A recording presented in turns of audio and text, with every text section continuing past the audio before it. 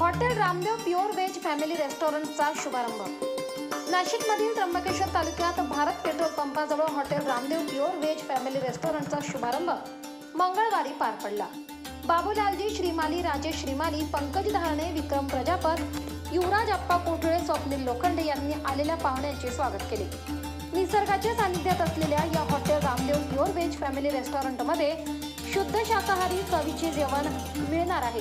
बघायला गेले तर त्र्यंबकेश्वरमध्ये अनेक हॉटेल्स असले तरीही हॉटेल रामदेव या फॅमिली रेस्टॉरंटमध्ये उत्कृष्ट शेफ याशिवाय चांगल्या दर्जाचे पदार्थ वापरून तयार केले जाणारे जेवण, स्वच्छता तसेच सिटिंग अरेंजमेंट अगदी छान अशी करण्यात आली आहे.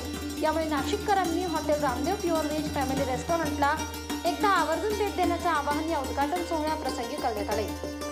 या नवीन फॅमिली रेस्टॉरंटच्या उद्घाटन सोहळ्यानिमित्त महंत सूरज कुंडधाम श्री अवधेशानंदजी महाराज, भारतीय जनता पार्टीचे सुनील बच्चाव, विष्णू दोबाडे यांच्यासह उपस्थित सर्वांनीच शुभेच्छांचा वर्षाव केला.